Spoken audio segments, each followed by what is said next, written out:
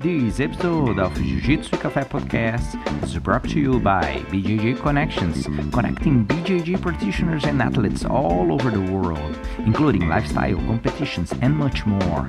Follow BJJ Connections on social media for their amazing content. They are in Instagram, Facebook, YouTube, and Twitter. And this episode of Jiu-Jitsu Café Podcast is also brought to you by Cervical Kimonos. Action is everything.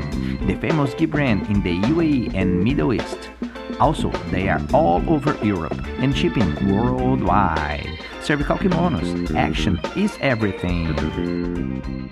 Welcome back to Jiu-Jitsu Café Podcast. I'm Carlos Almeida, 3rd degree Brazilian Jiu-Jitsu black belt. And today, with an episode in English again. Our guest for today is a nuclear engineer and a physicist who fell in love with BJJ. He is second stripe purple belt under Bra 021 Canada, coach of Team Fight Fortress based in Islamabad, Pakistan.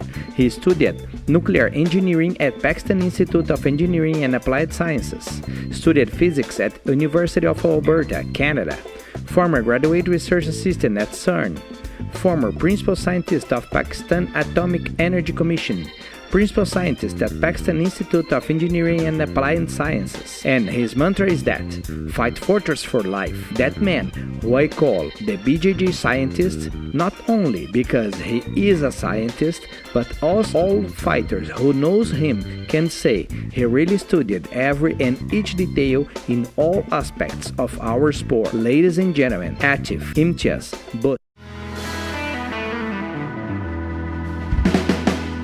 So guys, we are here again with the Jiu-Jitsu in Café podcast. Today, as you know, our guest is Aatif from Team Fight Fortress in Islamabad, Pakistan. Hello, brother. How are you doing? Hey, Carlos. I'm good. How are you doing? I'm great as well. So, great. Brother, I usually start the podcast asking our guests about your origins and childhood time, teenager time, how you grow up. Well, there's nothing extraordinary about it. I am from Lahore, in Punjab, Pakistan. And during my childhood and my teenage time, I did only two things. One was studies. Second thing was playing cricket. So I played cricket a lot. So these are the two activities. That's it. So it's normal childhood, normal teenage life. Yeah. Right. And about another sports, you have been tried another sports, or you came right away from cricket to BJJ? I moved to Canada for higher studies, and since I couldn't play cricket over there, I was looking for something to some kind of sport to keep myself active when I'm not studying. So I tried Kung Fu and Muay Thai before I stumbled upon Brazilian Jiu-Jitsu. So yeah, I tried them for good 4 months. I didn't like that, so I loved that. But then accidentally I found Jiu-Jitsu, and then since then I'm loving it. So it's kind of a good accident, right? Oh yes. Definitely. Right. Which year you start BJJ? I started BJJ in January 2011. Oh. Next year, 10 years of BJJ, huh? Almost 10 years, yes. Nice. Yeah. Nice. That's great. Aatif, it's kind of a hard question, but I should answer that for you. Quarantine times, okay? Do you get some exercise at home? Yes or not? If you take some, which one you trying at home? Okay, so I tried to stay active at home, but I couldn't. I couldn't exercise at home. I started it for like good 1 week, and then after that, I was not able to like continue that. So what I do is I wake up very early in the morning and I go for a run. So there is a park very close to my house, and I usually run 5 kilometers or 6 kilometers every day uh, in the quarantine time. So that is something that is pretty regular, and yeah. So I'm just running these days. Right. No jiu-jitsu solo drills, no jiu-jitsu warm-ups. Uh, yeah, I miss it though. Yeah. Yeah, I started really engaged on that. I practice no jujitsu since this quarantine started. I have no jujitsu, but I started really engaged in do a lot of TRX exercises and band exercise over here on my my home. But then third week, fourth week, I just slowed down. And nowadays, just when my son comes and said, no, no, no, come on, let's do some push-ups, some abs, something outside, some squat, and okay, I'll go. But I don't feel motivated. I like to grab a gi, I like to grab some food, some arm. It's hard, it's hard. I'm doing, but I'm not happy when I'm doing. Uh, During the quarantine time, like there were 2 weeks when I rolled with Alumi. He's my student and Itisham Dream's brother as well. So we live very close by, like 1 block away, and we were both quarantined. So I used to go to his house, and we used to roll for like good 2 months, 2 weeks. That was the good time in quarantine. Uh, but then he moved to Gilgit. So yeah, those were the only times when I rolled, and I liked that very much because I didn't have to go to office. I was at home all the time, so I was fresh, and I could roll hard with him. So we rolled like good 1.5 hour every day for like good 2 weeks in quarantine time. Uh, but unfortunately, that is not available at this moment. So yeah, doing nothing. Yeah. So I have advice for you. Leave your job and just train jujitsu. You said you feel fresh. You said. Well, the thing is that I love both my jobs. Right. My job, and I love what I do, and I love jiu-jitsu. So Yeah, yeah, yeah, yeah. I'm just kidding. Of course, you know that. Uh, Brother, one question I have, it's personally, okay. When you train, as you said, you train with Olumi, right? He's also a purple belt.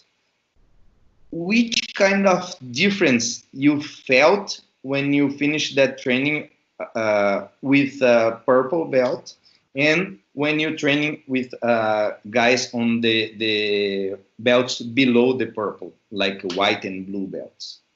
oh, that is a very difficult question for me. I will be very honest. Uh, when you are in Pakistan, there are guys who are white belt uh, with a wrestling experience of 10 years, and there are guys who are blue belt, uh, but they are very good.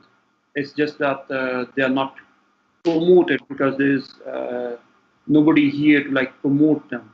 So I often find this thing that uh,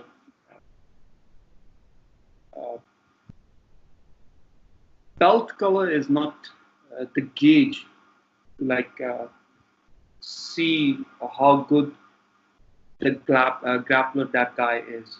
But one thing that I can say is that uh, the purple belts and higher, they they lay out a trap for you. They have something in mind. They don't roll hip hazardly. Blue belt and white belts, most of the times uh, they have like one or two tools uh, which they always try to enforce those tools or those techniques onto you. And if you know how to like escape, you will escape most of the times. Uh, Purple belts and high belts, what they do is that they lay a trap, and you escape from one thing, and then you are trapped in another thing. You escape from that on another thing, and there's another thing ready for you. So I think that that is something that differentiates higher belts from blue belts and white belts. Got it. Got it. Got it. So we usually use these kind of situations, right? And here in Brazil, I have more experience here in Brazil. When we training with the lower belts, we try to do some different game plan or different techniques. Like, oh, this is the fresh one. I will try that one, because probably I'm not sure, but probably if I commit some mistake, I have time and knowledge to avoid his situation, control again, and try another thing. That's a kind of experience training, right? When you do a rolling with white belt, blue belt, at least here, we trying to do another things, different things. I wanna call the first coffee break, brother, to switch a little bit the level from jiu-jitsu to coffee. Okay, so I will bring my one. Please pay attention on my mug. Okay. Okay. Oh, that's interesting. And on the other side, Downward. Careful masjid. excuse me.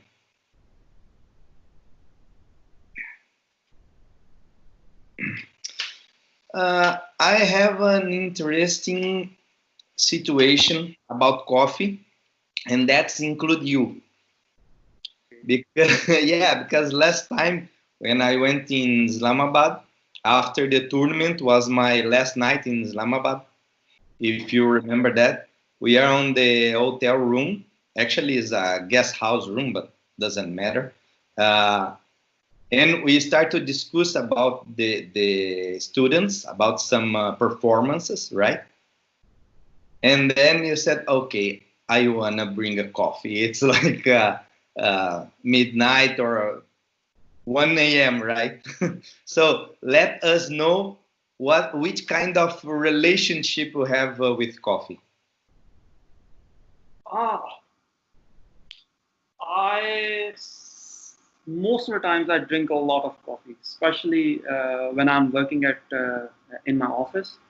So I prefer tea over coffee, and by coffee I mean black coffee without any sugar or anything else. So yeah, you can say that I'm a coffee person, and I would never say no to somebody who is offering me coffee. That's great. That's great. We are on same vibe again. Before, I want to say something honestly here.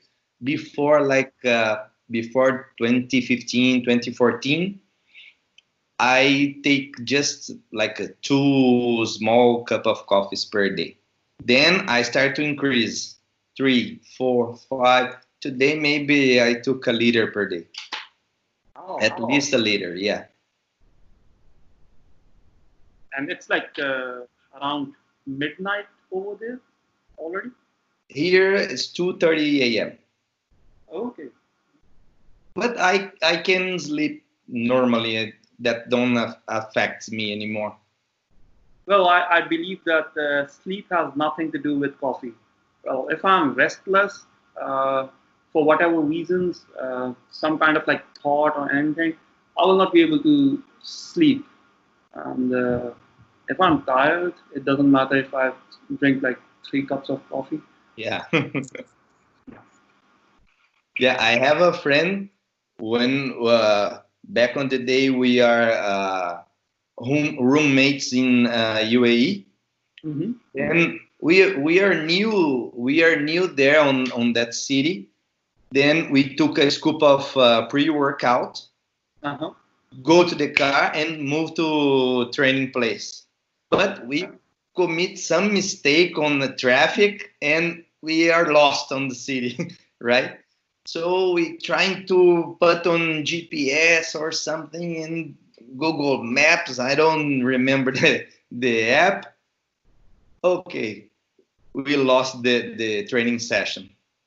And he said, "Oh, come on, Carlos. And now how I can sleep? I'm too fresh. I'm crazy right now." I said, "Okay, go run, do whatever you want. I'll go take shower and go to sleep." No, no, that's impossible. That's impossible. So what I did is exactly that. I took shower, cold one, go to my bed in 10 minutes, boom, sleeping. On the next day, he said, "Man, you are not human. You took a very huge scoop, same than me, and then you said, 'Oh, I just need to take shower and go to the bed.' And you did." I said, "Yeah, man, I have no issues to sleep." Brother, you said you took a lot of coffee in your office, right? Uh, for the guys who don't know, you are a scientist, and I have a pleasure to say that because I'm your fan, you know that. But let us know how you balancing between coach, athlete, and your job. Uh, well, uh, I would say that I'm in love with two ladies at the same time. Nothing else can describe this thing in a better way. So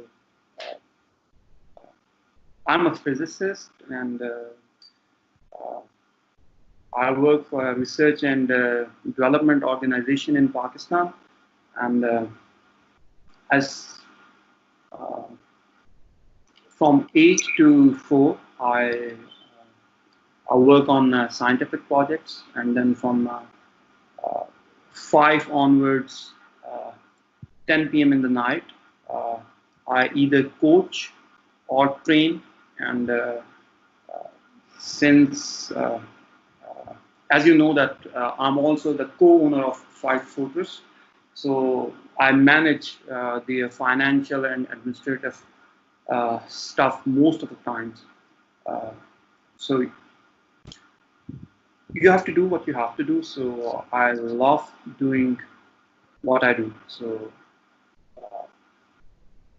I don't have a formula like how to manage uh, these two different lives, uh, but I'm somehow able to do that. So, and then I don't have time for any other thing apart from these two things.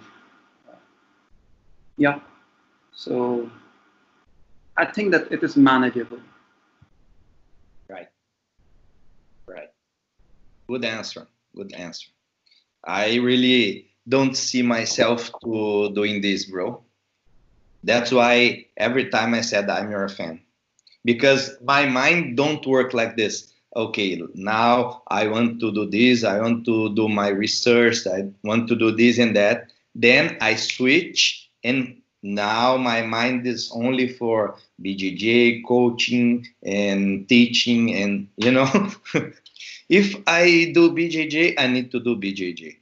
You go to the movie, of course, not now because everything's closed out there.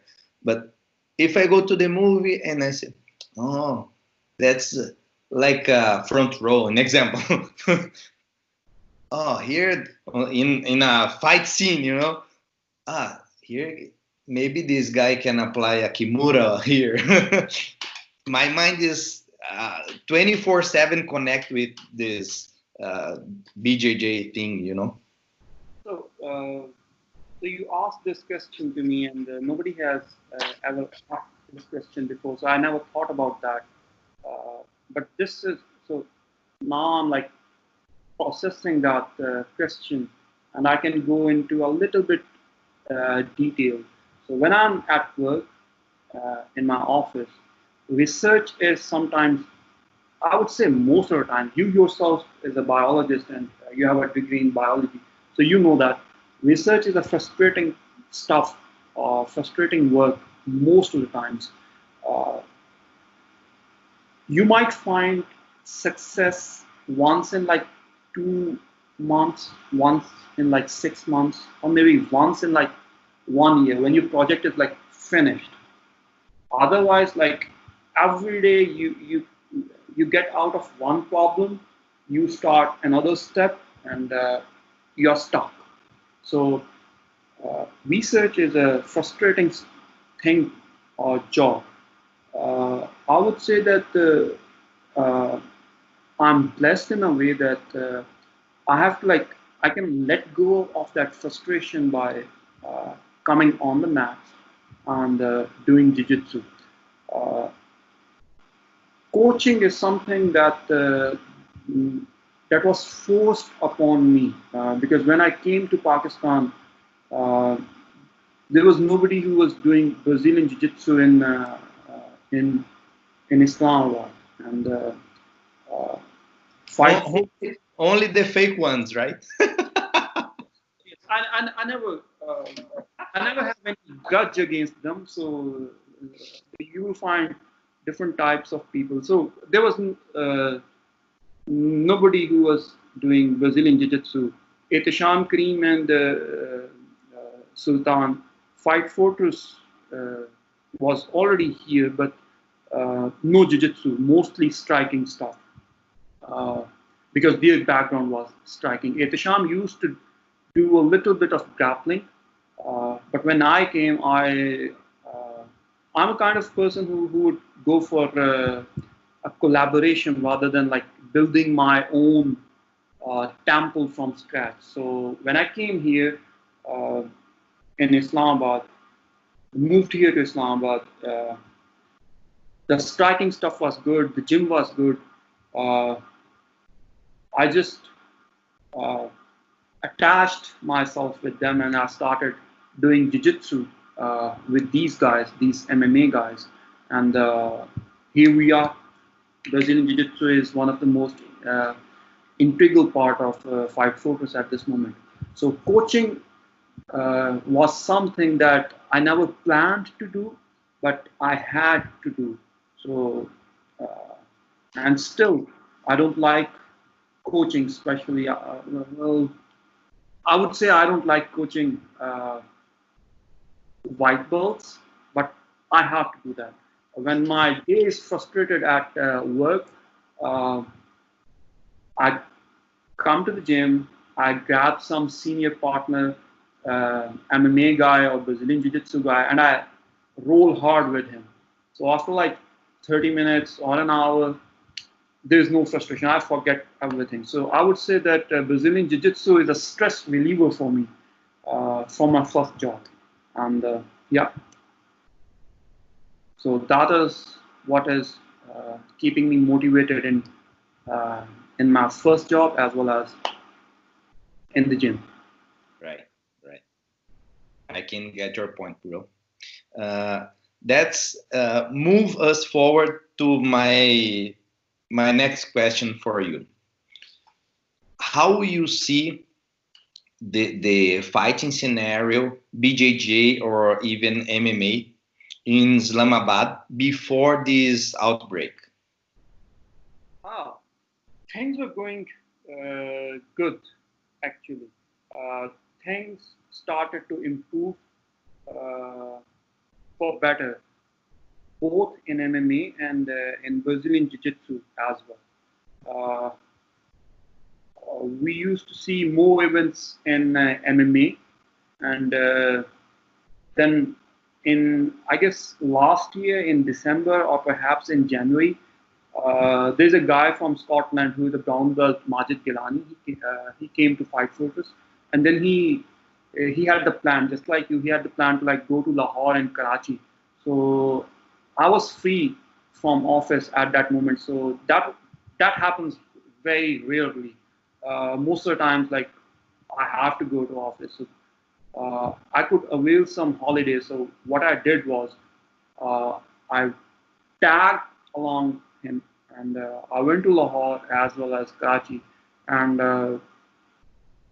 I could see that BJJ has improved a lot.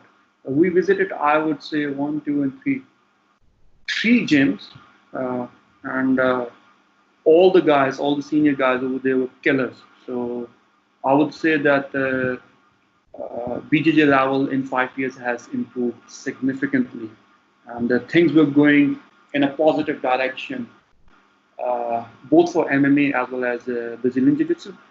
But then this COVID-19 thing happened. Yeah, that's hard times, especially for our sport, because our sport is 101% contact. How you can give some distance? That's no make any sense. I would say that 5 years ago, people used to use the term UFC. That's it. They were that uneducated that when they want to like refer to mixed martial arts, they would say UFC. But now most of the people are educated enough, or I would say well informed enough that UFC is a brand and the sport is mixed martial arts. And 5 years ago, nobody had heard of Brazilian Jiu-Jitsu, and nobody knew what gi is or what no gi is. Nowadays, like everybody, most of the time, people know what Brazilian Jiu-Jitsu is. It's a sister of Jiu-Jitsu. It's a sister of Judo. People know Sambo and stuff like that. So yeah, I would say that people are like well informed thanks to the social media and our fighters who have, like, I would say, advertised the sport in a very good sense. Great. Brother, for the guys who don't know, tell us about which team you training in Canada and who is your professor. In Canada, in Edmonton, I started training with Misty Shearer. She's a second-degree black belt, and her team is Brazil 0-1, whose headquarters is in Chicago. Hanat Steak, who is a third-degree black belt, is one of the founder of this organization. I started doing my jiu-jitsu under Professor Misty Shearer, and she's still my instructor. I would say I've been blessed enough to like work under many black belts or trained with many black belts, but I have one instructor who has graded me from white belt to purple belt 1 stripe. When I moved to Geneva for my PhD project, I used to train under Anderson Pereira for a good 1.5 years, but he never graded me. So because he knew that I have my professor back home in Canada. So yeah, and yeah, that's it. Yeah, he respected Teixeira a lot and don't want to step on his tools. That's amazing, especially nowadays. That's amazing because here in Brazil, we have this huge problem. An example, if you move from Rio to São Paulo, just to tell two cities, uh, the professor, the instructor said, okay, come here. In 1 month, maybe you change your belt. No, this is my brown belt. This is my new black belt. That's no make sense, man.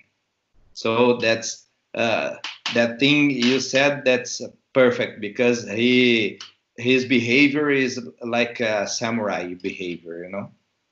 My professor never, this teacher never stops you from training with anybody.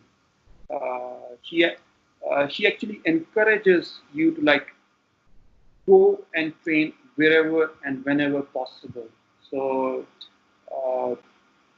yes, so she never like stopped me from cross training while I was in that city. I used to go to a couple of other gyms, but now with the intention to like change my professor, there's no use in doing that. So that is like being very ungrateful to somebody who has taught you from scratch. So I'm not that kind of a person. So I will love to stick with one person.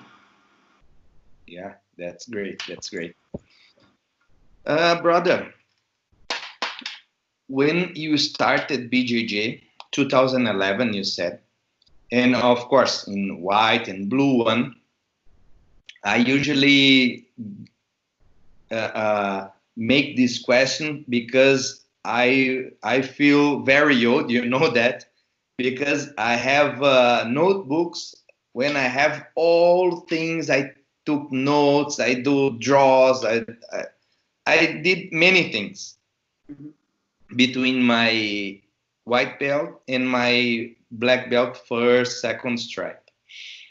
How you did that when you was blue and white belt? You take notes or you just memorize and that's it? When I was white belt and blue belt, I used to take notes. And, I used to like save videos in hard drive in a very organized way.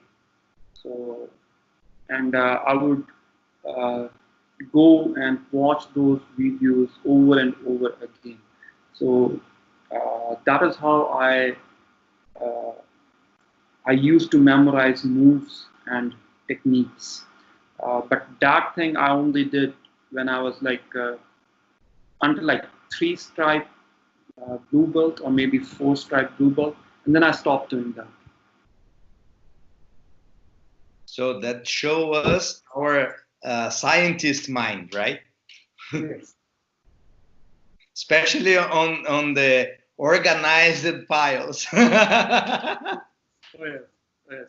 I still sometimes, when I have nothing to do, I still sometimes open that drive and look at some stuff. So, yeah, it's very helpful at that stage when you're white belt and blue belt. It is very helpful to like learn things in an organized way, and that helps in your progress. It's kind of unofficial syllabus. Yes, yes. Right, right. I don't know if you follow the tournaments and the competitions in Canada, an example, or in US, even in UK, they have some competitions on that format. I will ask you right now. But I want to know your opinion about the sub-only format. What you think about it? That's better. That's just one more kind of competition, please. I would say that the sub-only format is the best format in Brazilian Jiu-Jitsu. Point system is something that I would say you can simply manipulate to have a win. But when you submit somebody, uh, that shows your skill level. And I would say that sub-only tournaments or sub-only matches are a good indication of the level of your jiu-jitsu. Great, great. I personally, I love sub-only format, or something like on the past, like ACB, from Russia. If you did 15 points over your opponent, okay, that's it. That's technical superiority. Nice. Another thing, I think you follow that situations about money prize and trash talking in BJJ right now. Right now, I mean, of course, before COVID issue. Well, I'm an old school guy, so that doesn't mean that trash talking was not there. But still, if trash talking is not giving you financial benefits, then it's a useless thing. So, for example, in MMA, what we see is that you trash talk and you try to sell your fight. That's fine. But trash talking for no reasons is like it's a stupid thing to do. And in Brazilian Jiu-Jitsu, most of the time there's no prize money. So, or if there is some prize money, that is not uh, enough to like show your stupid self to the world. So I would say that trash talking uh, shouldn't be a thing in Brazilian Jiu-Jitsu. It has no space. But then again, if it brings like thousands of dollars in your bank account, then yeah, I can understand that. You can accept this. Yes. Right. I will laugh. Right. I had this same conversation with another friend, and he told me exactly like this. I don't do that, but if someone need to do that job, okay, just go ahead. I feel that you are wasting your energy into something which is totally useless. That same amount of energy you can put forward in something else, in learning new skill or polishing the old skill, or just like focusing at something else up here rather than like doing a trash talk. Yeah, agree. I usually say something like this. Everything you can use your mind, use to your benefit and to benefit others around you positively, of course. That's why we share techniques. That's why we share knowledge.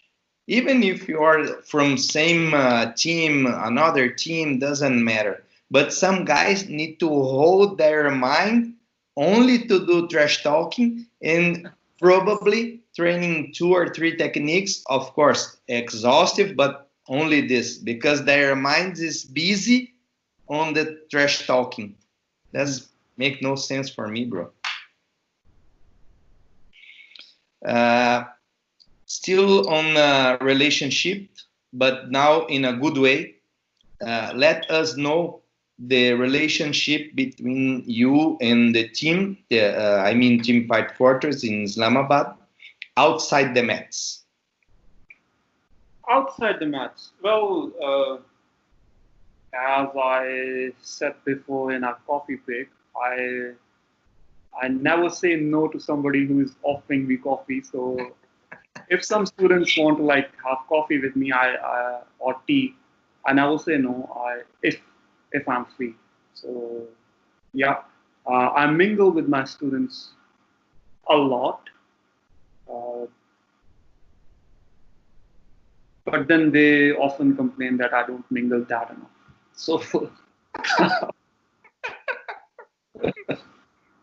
so yeah. So I have two trainers, Ayub Khan and Haider Sati.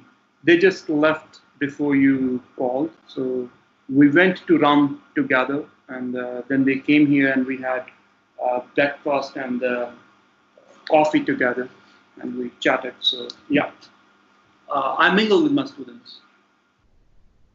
Great, that's great. That's great because some people, especially here in Western world, they think they have some bad influence from the American media, and some of Western media as well, and they think on the countries like Pakistan, Iran, Afghanistan, you just need to be worried all the time. You need to be so careful, and it's not like that.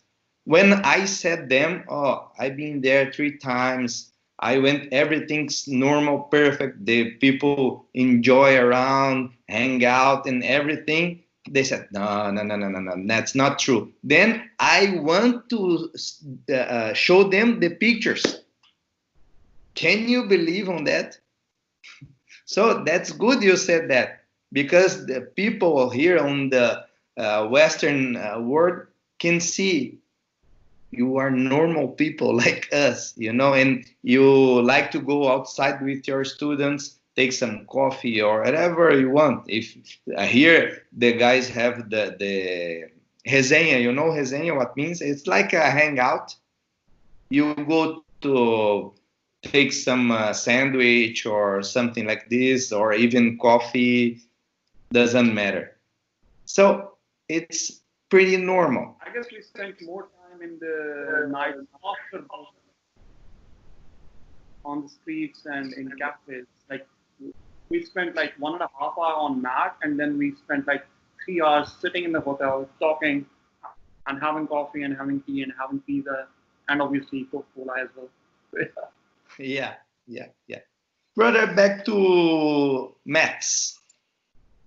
I need to know your worst injury, the worst injury you ever had in BJJ. I mean, when I was white belt, I had only one injury.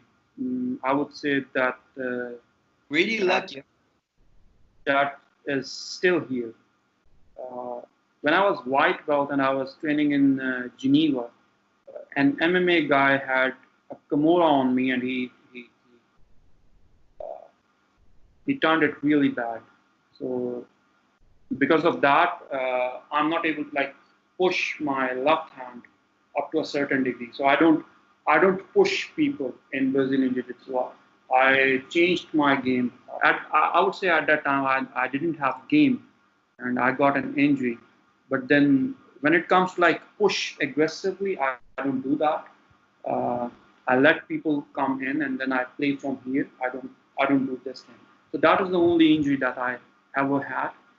Rest of the injuries like temporary arthritis or a little bit of twitch in knees or ankles, they go away. They never stop me from like training.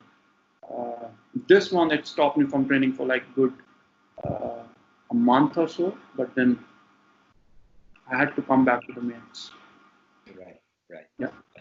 But you pretty lucky, because almost 10 years of jiu-jitsu and just one major injury. Oh yes.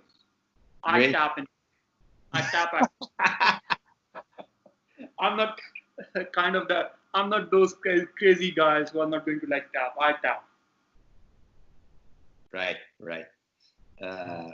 I had minor injuries. Like I mean by minor injuries, if I broke my finger, it's a minor injury. Some guy said, "Oh, you keep training with your broken finger?" I said, "Yes, I have 9 more. Why should I stop with just one broken?" But the major injury is really bad, and start to put some holding situations for who get this, you know. That's really not good. So you are lucky, and you teach one more thing for the youngsters, tap, right? That's the main thing why we training a martial art, to learn. When you tap, you learn in one way or another. I think that the COVID-19 situation and this whole quarantine thing, I get a lot of messages from my students as well as somebody who wants to join the gym. And of course, we are closed. They should realize this thing that because of whatever reason, if you're not able to like come to train, you will be frustrated. So when we go back to the normal routine after this COVID-19 thing is gone, you need to know that you didn't like that time when you were like off from the mat. So you need to tap, and you need to protect your body, and you need to like take care of it. You will only be able to continue jiu-jitsu if you have the right mind and a healthy body. And healthy body is something that you can only have if you have the right mind, and in those bad situations you tap. And of course, you don't injure your training partners. So because if you injure your training partners, you will be left with no training partners to begin with. Yeah, 101% agree, bro. I wish I could have an instructor like you, because when I started, the highest level on my city back on the day is 2 black belts, if I'm not wrong, 2 black belts, 1 brown, and 5 or 6 purple. And my first instructor was purple when I started. But all guys over there never say that. So I did all my 100% in every single training, and of course, lots of injuries. So today I received the paycheck, you know, from my body. Oh, here now, okay, 22 years of jiu-jitsu. Okay, take this one. But it's okay. I did because I'm thinking that's the right thing to do, you know. Nobody said, oh, take it easy, stay cool, just tap, just do this, just do that. And of course, it's other times like 1998. The people really don't know properly how to manage that. But that that makes some issues on our bodies from that time. Brother, now is the time when I call the second coffee break. On the second coffee break, guys, I will put some guys who support us here. So we're gonna do a break around 30 seconds. And in 30 seconds, we are back here with Coach Aatif from TFF Islamabad. And we will talking about other things. Just stay tuned and enjoy our second coffee break. Okay, bro? Let's do it. This episode of Jiu-Jitsu Café Podcast is brought to you by BJJ Connections, connecting BJJ practitioners and athletes all over the world, including lifestyle, competitions, and much more. Follow BJJ Connections on social media for their amazing content. They are in Instagram, Facebook, YouTube, and Twitter. And this episode of Jiu-Jitsu Café Podcast is also brought to you by Cervical Kimonos. Action is everything. The famous gi brand in the UAE and Middle East. Also, they are all over Europe and shipping worldwide. Cervical Kimonos. Action is everything. Hello, guys. We are here again with Jiu-Jitsu Café Podcast with our guest today, Coach Aatif from TFF Islamabad. Aatif, I usually do this game with our guests here when we return from the second coffee break. I call that the game. I don't have a proper name yet, but I think this is good name, the game. It's 10 questions back to back. And I ask the guys, please answer the first thing came on your mind. That's okay for you? Yes, let's do it. Okay, great. Let's start, okay? Your favorite gi color, blue, black, or white? White, nice. That's a traditional one. Gi or no gi? It depends on level. Right. So you already answered the next questions. Why? So because of the weather. Nicest academy or place you ever have to train in or competed? My home in Edmonton, Brazil, 0-1, White Fortress. Great. Which song? One over the other. Right. Which song you usually hear when you go to your BJJ session, when you leave your job and go to BJJ job? You mean while commuting? Which song, which music you like to? When I'm in car from work to gym, that's what you're asking? Yes. I used to listen to Nusrat Fateh Ali Khan. This is like a Sufi songs or Qawwalis, I would say that. I have no specific taste for music. Anything will work with me. Yeah, that's because you don't live in Brazil. If you move to here, you start to hate some musics. Next one, your favorite food? My favorite food, thin crust pizza. Oh, that's great. Yes. One quality of your training partners. The best quality you find is said, oh, this is a good training partner because he has this. Somebody who pushes non-stop. Great. Without any ego. Great. Nice answer. MMA guys, most of the times, they do that, and I like that. Great. Your main goal on your BJJ life? Keep doing BJJ, that's it. Great. I love that. Your favorite city to visit in the world? Favorite city? Yes. Edmonton. I'm sure you'll say that. For training BJJ, which one is better, winter or summer, and why? Gi, winter, summer, no gi. Great. Nice one, bro. 10-0. You beat me. Easy.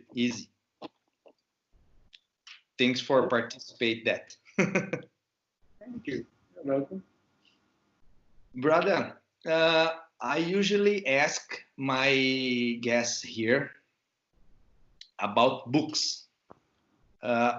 You are reading or listen, because nowadays we have this facility to listen a book. Nowadays, if yes, which one is that? And any book you have to recommend to our listeners? That is a tricky question. I don't read books. What you would say, novels or fiction. I usually read books that are technical. For example, in quarantine, I did go through Python data science handbooks and introduction to computing and problem solving using Python. So I learned Python and in a scientific way and did some stuff. So I'm into like reading books that are technical not knowledge. Right, right. So if you don't mind, let me tell for the guys a very good book to read, especially now because we have maybe I usually said that joke. My day now on quarantine have 30 hours. So I do things, I do things, I do things, and the day never ends. So it's a good time to read a book, in my opinion. Guys, if you want to read a good book for mindset for a sport to perform well, and of course you can switch that for any situation in your life. I finished to read that book in last January. They call Relentless from Jim Grover. Of course I don't receive any money from him, but that book is truly amazing. He was the personal training personal trainer from Michael Jordan, LeBron James, Dwayne Wade, Kobe Bryant, some of NBA guys, but he has the perfect mindset, bro. Perfect mindset. As you answer on the question about your BJJ life, training, that's it. So it's kind of this mentality. That's why I remember that book. It's it's crazy. It's crazy. When I finished that book, I said, "Man, I wish I can read this book 5 years, 10 years ago. It will improve my career, you know." So, if you guys have chance, read this one. Uh, my brother Aatif. Uh, a message for the guys from academy in Islamabad or in Canada, as you want, about all these things, and please, a good message. We are messed around all bad feelings right now on the world. Ah, so this is the difficult time. Quarantine time is difficult, uh, not only on our bodies but as well as on our minds. So I would say that keep yourself engaged in an activity that promotes healthy mindset. So that is very important because this quarantine thing is not going to end like in a week or a month. It is going to like stay here for a year or maybe two. I know people are not going to like this what I'm saying, but engage yourself in a healthy activity uh, that makes that brings peace to you up here. So yeah, and take care of your loved ones, take care of yourself, and follow quarantine guidelines and protocols. Yeah, and spread love. Great one, great one. That's the best message, best advice we can receive, bro. Uh, from a guy who really knows what talking about, and don't ignore the problem, but try to handle that. Brother, we coming to the end of the podcast, but before you leave, I want to ask you about your goals for 2020, probably surviving, if I'm not wrong, and then 2021. Ah, so my goals are to like get myself equipped with new tools when it comes to my first job. That is why uh, polishing my skills in programming. Uh, so this is one thing that I'm engaged in these days. Uh, Second thing is to like think about different stuff in my life that is happening. So again, trying to like find peace. So yeah, it is. I never had that much of time in my hand when I was like working two jobs.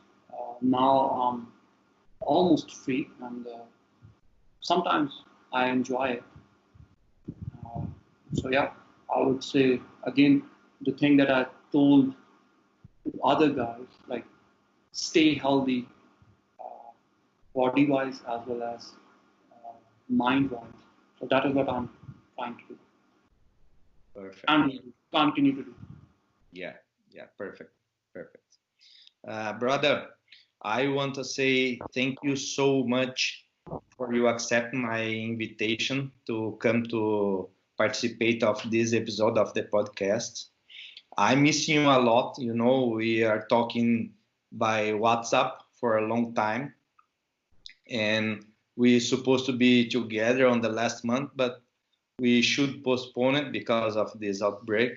So I want to send you thank you and really appreciate your words here, uh, in and out the mats anyways. And I hope as soon as this thing get under control, we can restart the plans to meet each other and enjoy BJJ, enjoy our conversations, a lot of laughing and all that things, bro. I just can't thank you enough. Thank you for having me on your program. And, by the way, this was my first interview ever. I try to like avoid that, but this is my first one. Yeah, and I can't wait to have you back here in Islamabad and train with you. Thank you for having me. That's great. You did so well for the first time, bro. Believe me. Okay, so guys, we are here. Thank you for joining us in one more episode of the podcast. Uh, Thank you for follow us on social media. We have also Aatif social media. If you following on podcast platforms, will be on the description of the podcast. If you are on YouTube, I'll put it here, okay, below on YouTube for you follow Aatif and Team Fight Fortress Islamabad as well. Hope to see you on next episode. Stay safe, guys. Keep strong. We will leave that and come to normal life or new normal, as the people said now, and just keep positive. Aatif, thank you again, and Thank hope you. to.